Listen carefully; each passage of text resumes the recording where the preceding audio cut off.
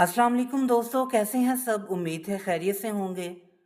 तो दोस्तों, अमेरिका की दरियाफ्त की कहानी सदियों से तारीख दानों, माहरीन आसार कदीमा और आम लोगों के दरमियान दिलचस्पी और बहस का मौजू रही है। अमूमी राय यह है कि क्रिस्टोफर कोलंबस ने 1492 में अमेरिका को दरियाफ्त किया, लेकिन तारीखी शवाहद और माहिरीन की तहकीकात से ये बात सामने आती है कि कोलंबस से पहले भी अमेरिका के बारे में कई लोगों को इल्म था। इस वीडियो में हम कोलंबस के सफ़र, इससे पहले की मौजूदगी और मकामी अमेरिकियों के हवाले से तफसील से बात करेंगे। साथ ही साथ दरियाफ्त की अहमियत और इसके बाद के असरात पर भी रोशनी डालेंगे। जानने के लिए वीडियो को एंड तक देखें और जिन्होंने मेरा चैनल सब्सक्राइब नहीं किया वो ज़रूर करें, ताकि इसी तरह हिस्ट्री से मुतल्लिक आपके नॉलेज में इजाफा होता रहे। तो चलिए दोस्तों, वीडियो शुरू करते हैं।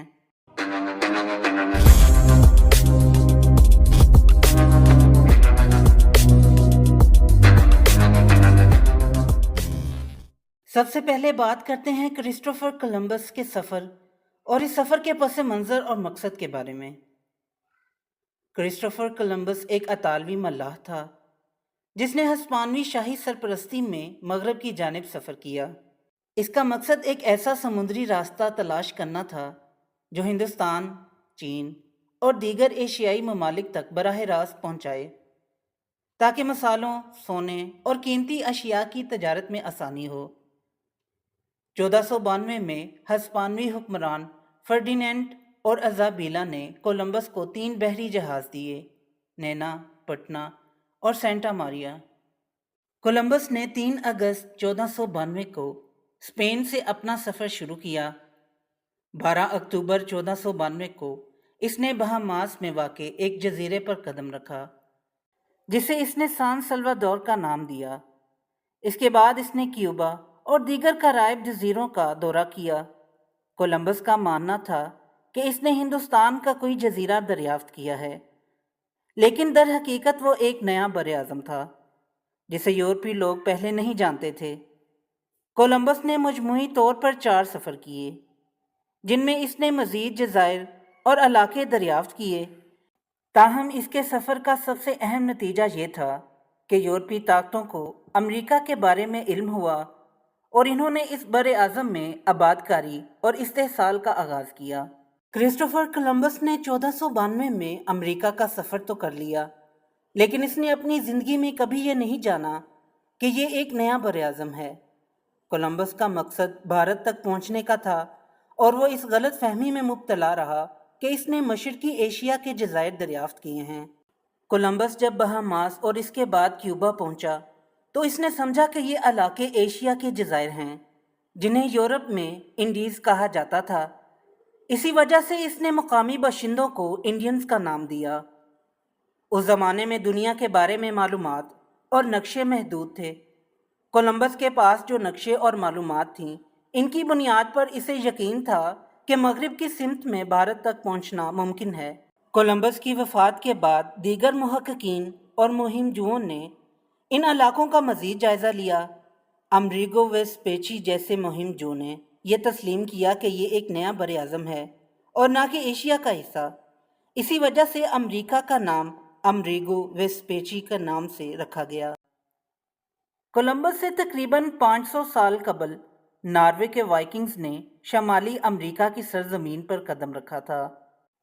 लीफ एरिक्सन, एक वाइकिंग मल्लाह, ने तकरीबन 1000 ईस्वी में ग्रीनलैंड से सफ़र करते हुए कनाडा के इलाके न्यू फाउंडलैंड में एक बस्ती कायम की थी, जिसे वो विनलैंड कहते थे। विनलैंड में वाइकिंग्स की मौजूदगी के शवाहद न्यू फाउंडलैंड के इलाके में किए जाने वाली खुदाइयों में मिले हैं, जहां नॉर्डिक तर्ज के मकानात, औजार और दीगर अशिया दरियाफ्त हुई हैं। लांजो में डोज नामी मकाम पर किए गए खुदाई से ये साबित हुआ है कि वाइकिंग्स ने यहाँ आबादकारी की थी और इन्होंने मकामी वसाइल का इस्तेमाल किया था। वाइकिंग्स की यह बस्ती ज़्यादा देर कायम न रह सकी। मकामी कबाइल, जिन्हें वाइकिंग्स स्क्रीलिंग कहते थे, के साथ झड़पें और दीगर मुश्किलात के बायस वाइकिंग्स को ये इलाका छोड़ना पड़ा। इनकी ये मुहिम अमेरिका की तारीख में एक अहम मगर कम मारूफ बाब है।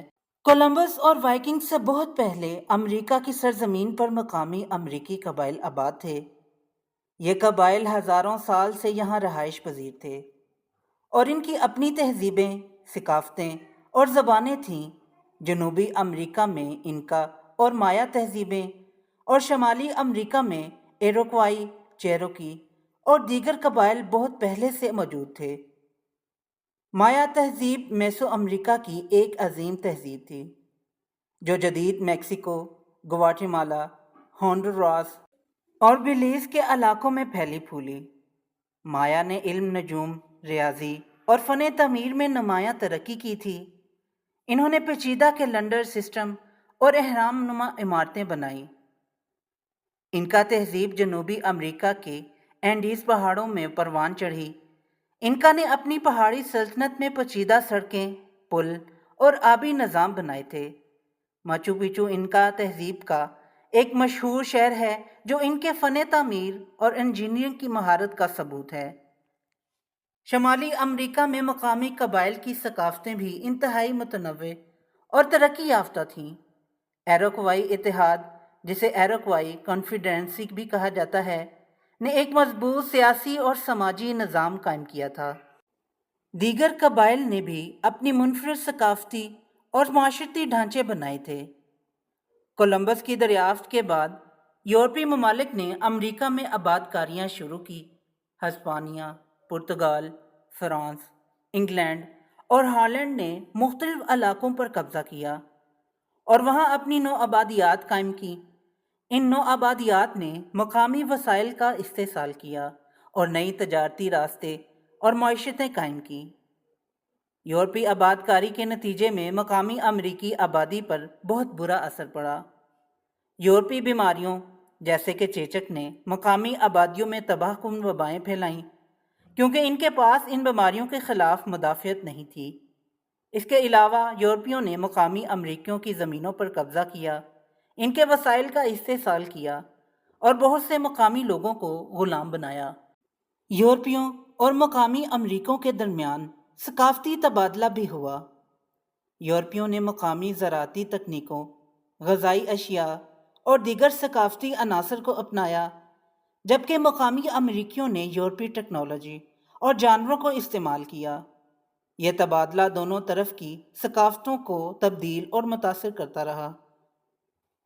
امریکہ کی دریافت کی کہانی بہت پیچیدہ اور متنوع ہے۔ کرسٹوفر کولمبس کی مہمات نے یورپی آباد کاری کا دروازہ کھولا، لیکن حقیقت یہ ہے کہ اس سے بہت پہلے مقامی امریکی، وائکنگز اور شاید دیگر لوگ بھی اس براعظم سے واقف ہوں۔ تاریخی حقائق کو جانچنے سے ہمیں ایک بہتر اور جامع سمجھ ملتی ہے کہ امریکہ کی دریافت صرف ایک واقعہ نہیں بلکہ مختلف ثقافتوں اور قوموں کی داستان ہے۔